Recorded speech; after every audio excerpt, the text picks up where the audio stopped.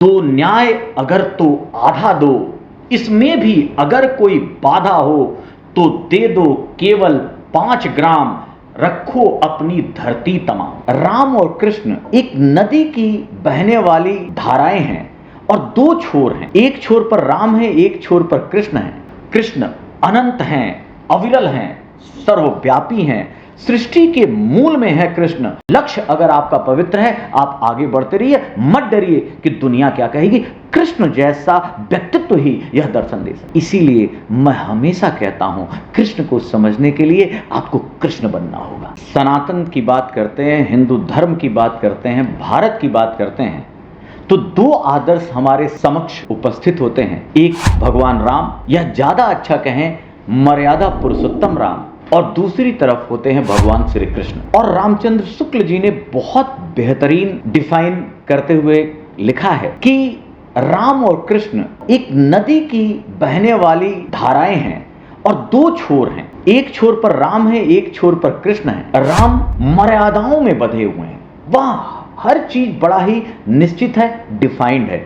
तो दूसरी तरफ कृष्ण है जहां कुछ भी डिफाइंड नहीं है। राम को समझना इसलिए आसान है क्योंकि वहां सारी डिसिप्लिन, नैतिकता, आदर्श, जो भी आप उच्चता में देखें, जो पालन करे वो राम के साथ जाएगा। लेकिन कृष्ण इतने व्यवहारिक हैं, कृष्ण के सारे निर्णय परिस्थितियों वश लिए गए, इसीलिए कृष्ण को समझना थोड़ा ज्यादा डिफिकल्ट है। और इसीलिए कृष्ण के बारे में जितने लोग अपने तरीके से सोचते हैं, उनको वैसा नाम देते हैं। कोई रसिक कहता है, कोई रणछोड़ कहता है, कोई लीलाधारी कहता है, कोई कन्हैया कहता है, बहुत सारे नाम हैं। इसीलिए जब कृष्ण की बात करते हैं, कृष्ण के लिए एक ही चीज मैं कहना चाहूंगा, कृष्ण अनंत हैं, अविरल हैं, सर्वव्यापी हैं, सृष्टि के मूल में है कृष्ण। राग हैं, अनुराग हैं, वैराग हैं, निष्काम कर्म योगी हैं, आदर्श दार्शनिक हैं, संगीत हैं, प्रेम हैं, समर्पण हैं। आप जितने भी नाम दे दें, ये सभी कृष्ण हैं। जैसा आप देखेंगे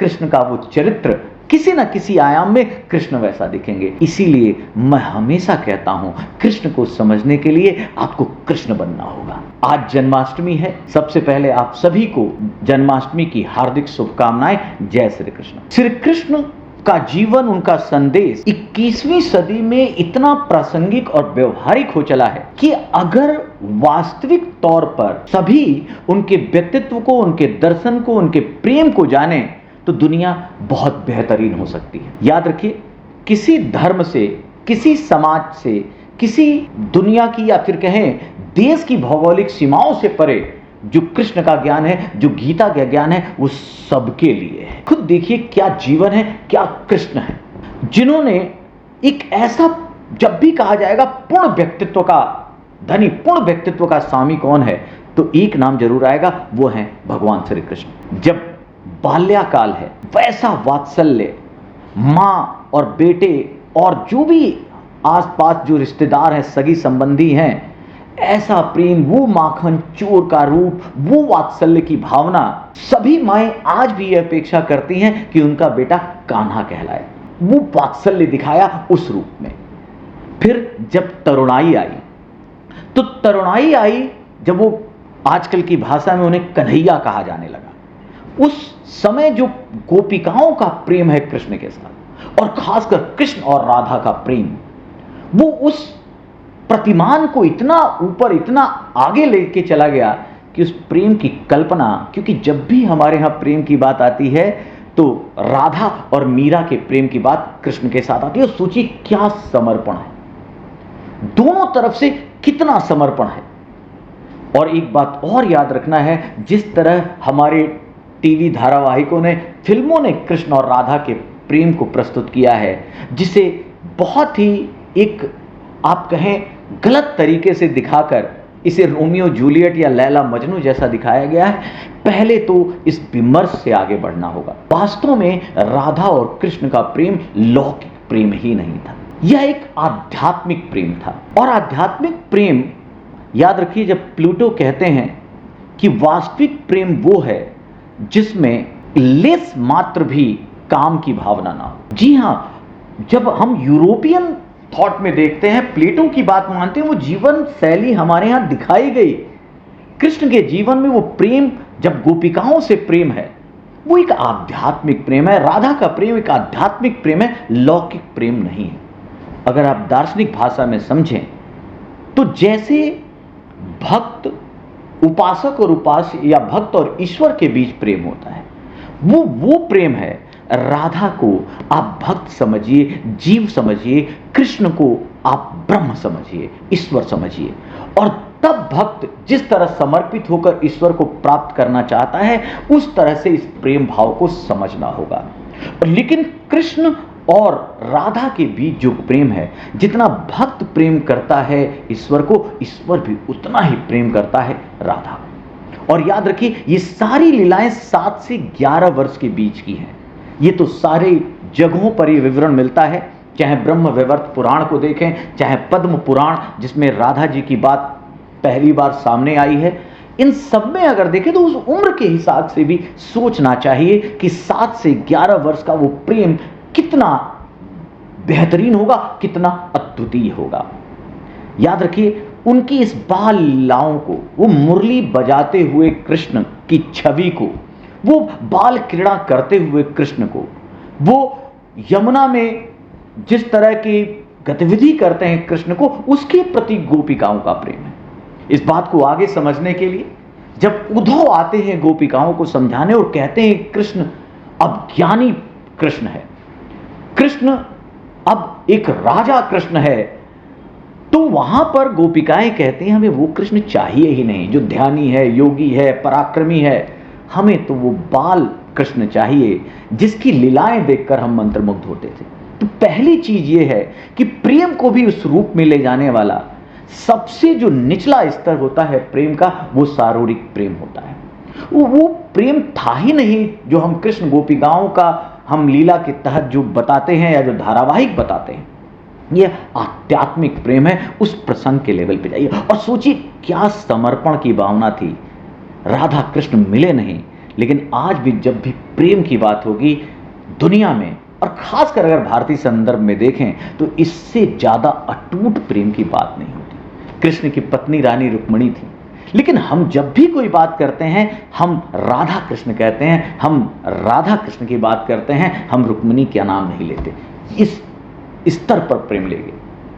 और तो और वृंदावन और बाकी जगह पर आप देखिए, एक बड़ा अच्छा भजन है, राधे राधे कहो चले आएंगे बिहारी। राधे को बुलाओ, कृष्ण अपने आप आ जाएंगे। क्या वो अटूट संबंध है। जबकि आपको पता होगा जब उन्होंने वृंदावन और खासकर मथुरा छोड़ दिया, उसके बाद कृष्ण कभी गए नहीं, कृष्ण कभी वापस नहीं आए। 11 साल की उम्र थी जब उन्होंने मथुरा छोड़ा, उसके बाद कृष्ण वहां आए नहीं, और इसीलिए इनको निर्मोही कहा गया। कुछ लोगों ने इनको चालाक कहा, सारे आरोप लगे, लेकिन उस उम्र के बाद कभी वहां नहीं आए। उस रूप में हमें उस कृष्ण के, उस गोपिकाओं के, उस राधा के प्रेम को देखना होगा। उसके बाद जब आगे बढ़ते हैं, जब युवा अवस्था आती है, जब वो द्वारकाधीश बनते हैं, यहां पर एक अजीब सा व्यक्तित्व जो किसी भगवान के साथ नहीं जुड़ना चाहिए, इतनी परंपराओं, इतनी लीलाओं, इतने चमत्कारों का धनी पुरुष रणछोड़ कहलाया। जब कंस को मारने के बाद उनके ससुर जरासंध, मगध का राजा जरासंध आक्रमण करता है, वो पीछे हटते हैं सबको लेकर और द्वारका की ओर चले जाते हैं। लोगों ने रणछोड़ कहा। इसी पर एक कहानी और आती है कि जरासंध ने काल यवन को कृष्ण को मारने के लिए भेजा। काल यवन को भगवान शंकर का आशीर्वाद था, कृष्ण को ये रक्षा भी करनी थी, भगवान शंकर का सम्मान भी करना था।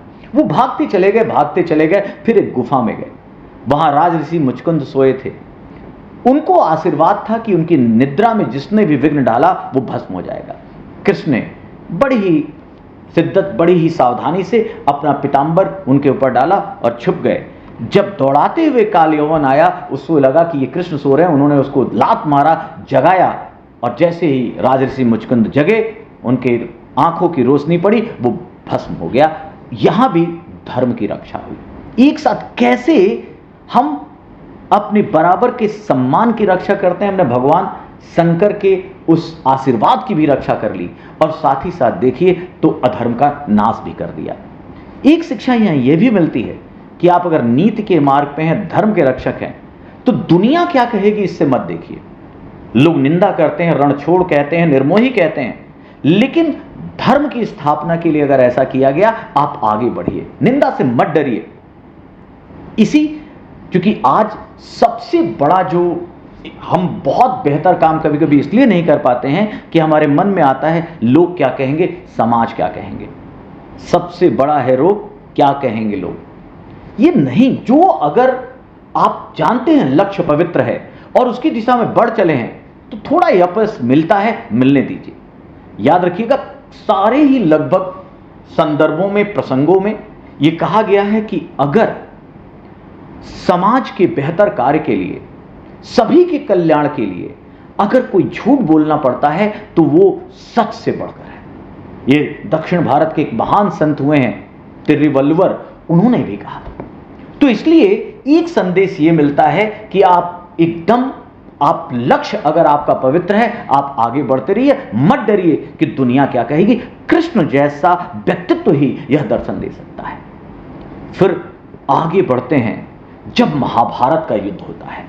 महाभारत के युद्ध में कई बिंब आते हैं। सबसे पहले अगर हम कृष्ण की, जो आज हमारे विदेश मंत्री हैं एस जयशंकर, हमेशा कहते हैं कि मैं पहला जो एम्बेसडर है, जो आईएफएस बनने के बाद जो लोग एम्बेसडर बन के जाते हैं, दूत बनकर जाते हैं, राजदूत, अगर हम फॉरेन पॉलिसी का नाम ले तो सबसे पहले वो हनुमान जी और कृष्ण को चुनते हैं। एक लंका में रावण को समझाने गया तो दूसरा दुर्योधन को समझाने गया। और देखिए कितनी बेहतर तरीके से कूटनीतिज्ञता की बात रखते हैं। जब भी कूटनीतिज्ञता की बात होगी, राजनीति मर्मज्ञता की बात होगी, कृष्ण की बात होगी। जब कृष्ण पूरा प्रयास करते हैं कि युद्ध ना हो, दूत बनकर जाने के लिए तैयार है, जो उनका ओहदा है, सब लोग जानते हैं, भीष्म पितामह, गुरु द्रोण, खुद कर्ण, लेकिन फिर भी वो जाते हैं कि युद्ध टले और जाके दुर्योधन से बड़ी ही आप कहीं शालीनता से बात करते हैं और कहते हैं, इसको मैं रश्मि रथी जो रामधारी सिंह दिनकर की लाइनें हैं उसके द्वारा बताना चाहूंगा। जब वो कहते हैं, दो न्याय अगर तो आधा दो, इसमें भी अगर कोई बाधा हो तो दे दो केवल 5 ग्राम, रखो अपनी धरती तमाम। और इस तरह की बात करके वो कहते हैं कि केवल 5 गांव दे दो और अपनी सारी धरती रख लो, युद्ध नहीं होगा। लेकिन फिर रामधारी सिंह आगे भी लिखते हैं, जब नास मनुज पर छाता है, पहले विवेक मर जाता है। दुर्योधन तो युद्ध के लिए उत्साही है, विवेक मर चुका होता है, क्योंकि जब नास मनुज पर छाता है, पहले विवेक मर जाता है। और इस हालात में वो युद्ध होता है। अब युद्ध होने के बाद एक तरफ पूरी सेनाएं हैं, कौरवों के साथ सारे बल हैं, एक तरफ 5 भाई, कुछ सीमित सेना, और कृष्ण चुनते हैं तो केवल ये कहते हैं, मैं सारथी बनूंगा अर्जुन का। एक पक्ष और आता है, अगर आपका सारथी, आपका मेंटर, आपका मार्गदर्शक बेहतर हो तो आपकी जीत सुनिश्चित है। कृष्ण ने एक सारथी के रूप में जो व्यवहार किया, एक मेंटर, एक मार्गदर्शक के रूप में जो व्यवहार किया, वो भी पूरी दुनिया के लिए एक उदाहरण है। जब कुरुक्षेत्र में अर्जुन सामने अपने परिवार भीष्म पितामह को देखते हैं, गुरु द्रोण को देखते हैं, अपने भाई बंधुओं को देखते हैं, कहते हैं मैं इन पे हथियार कैसे चला पाऊंगा। और यहीं पर गीता का वो दर्शन आता है जो निष्काम कर्म की बात करता है।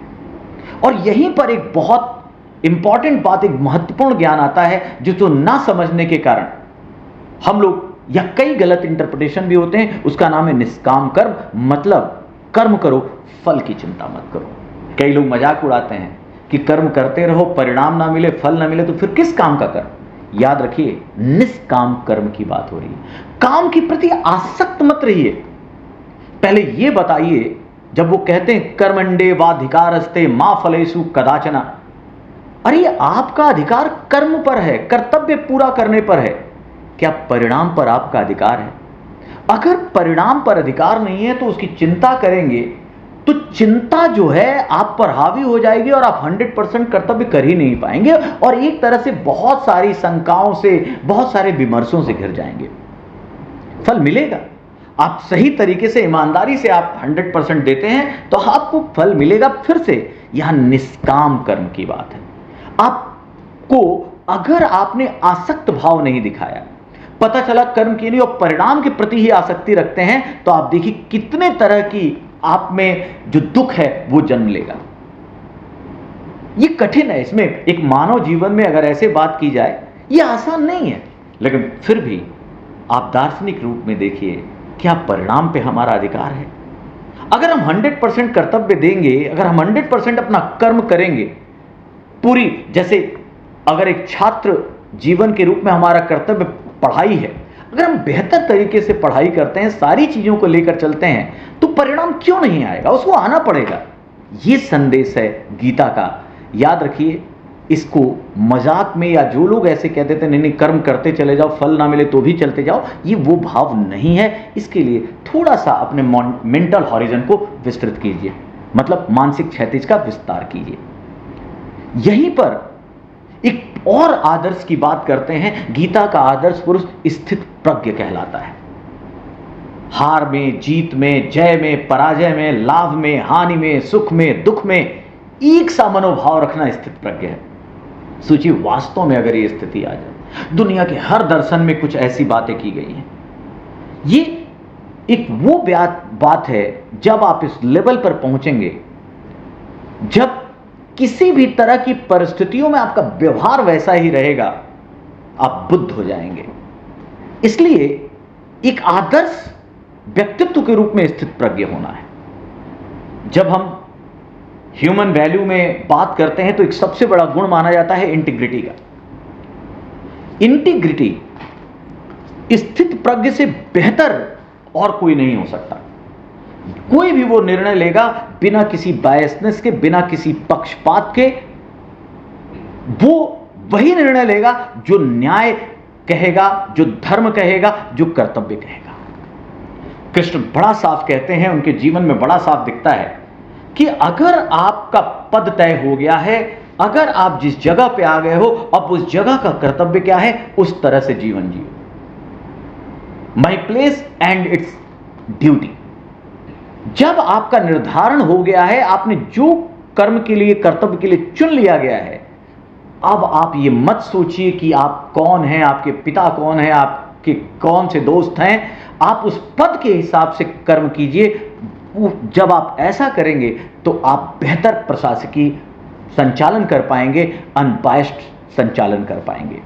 इसी तरह जब वयस्क अवस्था में आते हैं, मोक्ष का जो ज्ञान देते हैं, धर्म की स्थापना की जो बात करते हैं, तो वहां भी जो कृष्ण हैं, उनके व्यक्तित्व के मुकाबले जो परम पुरुषार्थ, जो सनातन धर्म में 4 पुरुषार्थ की बात की गई है, धर्म, अर्थ, काम, मोक्ष, और परम पुरुषार्थ मोक्ष है, उस मोक्ष के लिए भी जो कृष्ण का व्यवहार है, जो ज्ञान है, उससे मतलब आप कहें किसी अन्य की तुलना नहीं की जा सकती। यहां अगर इस तरह मैं कृष्ण के रूप को देखूं तो एक चीज तय है, पहला रूप वैसा बाल्यकाल, वैसा बचपन जो हर माँ बाप चाहता है मेरा बच्चा जिए। कितना प्रेम, कितना वात्सल्य है।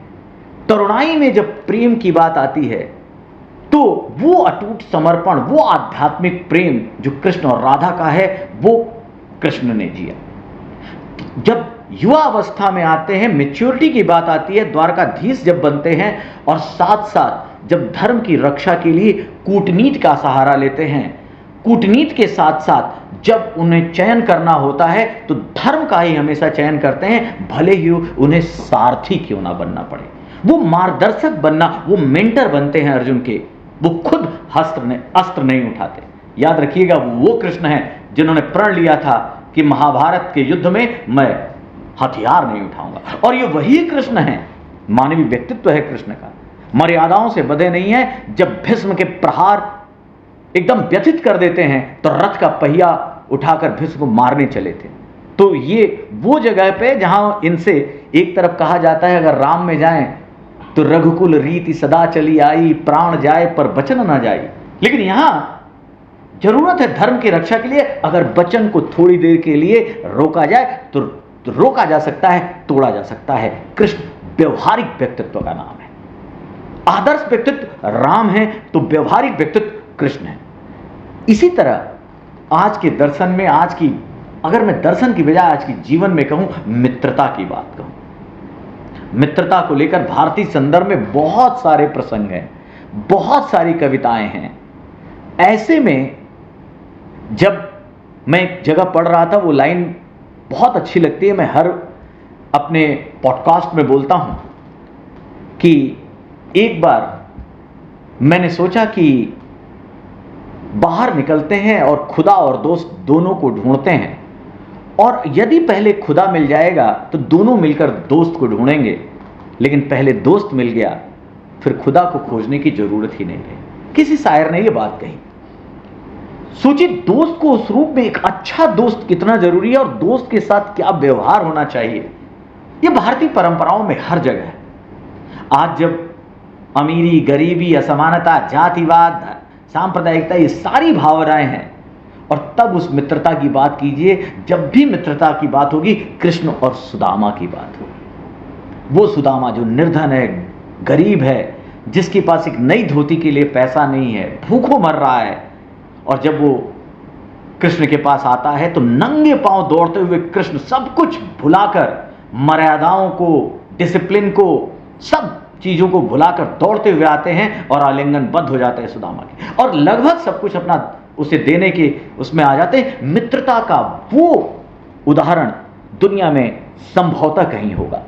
इसलिए जब मित्रता की बात करें, मित्रता निभाने पर आए, तो यहां पर भी कृष्ण आते हैं।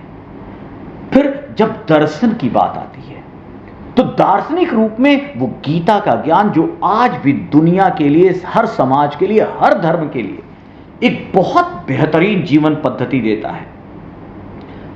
बहुत सारी समस्याओं का हल गीता में है, अगर सही तरीके से इसे विश्लेषित किया जाए, पढ़ा जाए। दार्शनिक सर्वोच्चता उस रूप में दार्शनिक कृष्ण को स्थापित करती है। इसी तरह जब हम ईश्वरीय रूप में देखते हैं, एक ईश्वर होते हुए भी जब वो लीलाएं रचते हैं, चमत्कार करते हैं, और जब वो खुद कहते हैं मैं ही नारायण हूं, बाकी सभी दर्शनों में, बाकी सभी धर्मों में अगर देखें, खासकर अब्राहमिक रिलीजन जितने हैं, चाहे ईसाई हो, इस्लाम हो, यहूदी हो, वहां पैगंबरी परंपरा है, ईश्वर के दूत के रूप में आएंगे। लेकिन सनातन धर्म क्यों अद्वितीय है, उसका बहुत बढ़िया उदाहरण है कि खुद कृष्ण ने कहा मैं ही ईश्वर हूं। ईश्वर खुद अगर अवतार लेते हैं, वो परंपरा केवल और केवल सनातनी परंपरा में है। हम जब भी धर्म और दर्शन की बात करते हैं, अपनी परंपराओं की बात करते हैं, तो अंग्रेजों ने ऐसा लिखा, कुछ वामपंथी विद्वानों ने ऐसा लिखा, कुछ ऐसा जो स्याह पक्ष है, जो गलतियां हैं उसकी तरफ ज्यादा जोर देना शुरू किया। हमारे इन मर्यादा पुरुषोत्तम राम या हमारे जो भगवान कृष्ण हैं, उनमें भी खामियां दिखाकर हिंदू धर्म को थोड़ा मलाइन करने की कोशिश की गई। वास्तविकता यह है कि जितने नैतिक आयाम धर्म और नीति के संरक्षक के रूप में जो परंपराएं हमारे धर्म की हैं, वो कहीं नहीं है, अनपैरेलल हैं। हमें अपनी एक चीज याद रखिएगा, जिस समाज को अपनी परंपराओं, अपने धर्म पे गर्व नहीं होता, वो डिफेंसिव हो जाता है, और वो फिर आने वाले समय में उसका सम्मान पूर्वक और कहें आंखों से आंखें मिलाकर जीना बड़ा दुश्वार हो जाता है। जो गलतियां हैं, जो कमियां हैं धर्म की, समाज की, परंपराओं की, उसे दूर होना चाहिए। ये नहीं कि सब कुछ अच्छा है। जब हम इन भगवान राम और श्री कृष्ण के चरित्र को देखते हैं, आप उनके जीवन से जब सीखेंगे तो ऑब्वियसली ये सारी खामियां जो है, जो समाज में बाद के दिनों में, पुराणों के बाद की जो परंपराएं हैं, वो अपने आप मिटती चली जाएंगी। और मैं फिर कह रहा हूं, साइंस के साथ, साइंटिफिक टेम्परामेंट के साथ अगर हम अपने रिलीजन की बात करें, अगर सनातनी परंपरा की बात करें, तो इससे बेहतरीन कोई परंपरा नहीं है। आप गर्व से इस पर बात कीजिए। आज एक बड़ी अजीब सी चीज होती जा रही है, खासकर जो विद्वत जन हैं, हम अपने जब धर्म और दर्शन की बात करते हैं तो डिफेंसिव हो जाते हैं, और अगर आलोचना करने लगे तो लगता है हम विद्वान हैं। ये ऐसा एक विमर्श गढ़ा जा रहा है जानबूझकर, और ये अंग्रेजों के समय से शुरू हुआ। चाहे जेम्स मिल की बात करें या फिर मैक्स मुलर ने जिस तरह भारतीय ग्रंथों को पढ़ा, उसका अध्ययन किया, उसने बड़ी तारीफ की, लेकिन उसके बावजूद अंग्रेजों ने जिस तरह हमारी कमियों को, हमारी विसंगतियों को, हमारी परंपराओं में दोषों को हाईलाइट कर दिया, ऐसा लगता है हिंदू धर्म मतलब कटा सा धर्म, जादू टोने का धर्म और बहुत ज्यादा एक तरह से अनसाइंटिफिक। लेकिन वास्तविकता यह है कि पूरी दुनिया के अगर हम अध्यात्म का केंद्र की बात करें, अगर हम दार्शनिक परंपरा की शुरुआत की बात करें, तो वो इसी भारतीय दर्शन ने दिया है। हमें गर्व के साथ खड़ा होना चाहिए। मैं फिर कह रहा हूं, जो कमियां हैं, जो रूढ़ियां हैं, जिसने समाज को बांटा है किसी भी रूप में, उसे तुरंत समाप्त होना चाहिए, उसकी आलोचना कीजिए। लेकिन जब हम अपने आज जन्माष्टमी पर जब श्री कृष्ण का जीवन देखते हैं और जब हम उनकी विधाओं को देखते हैं, उनके व्यक्तित्व को देखते हैं, तो ये सारी चीजें अपने आप गलत साबित होती हैं, मिथ्या साबित होती हैं और हम फिर गर्व के साथ कह सकते हैं कि हम सनातनी परंपरा के हैं, हम भारतीय हैं। और ये दोनों चरित्र हमें सिखाते हैं कि किस तरह अपने जीवन को जीना चाहिए। और कृष्ण के जीवन से बड़ा साफ संकेत मिलता है। उनका कहना एक तरह से ऐसा था जो गांधी ने कहा, my life is my message. उनका जीवन ही संदेश है, जिस तरह उन्होंने जिया। तो हर जो भी आयाम एक आप सोच सकते हैं व्यक्तित्व में, वो कृष्ण है। दुनिया की जितनी भी पर्सनालिटी आप देखिए, जितनी मिथकीय, ईश्वरीय, ऐतिहासिक जो परंपराएं देखिए, अगर एक पूर्ण व्यक्तित्व कहीं दिखेगा तो वो कृष्ण में दिखेगा। तो आप सबको अंत में पुनः एक बार जन्माष्टमी की बधाई। जय श्री कृष्ण।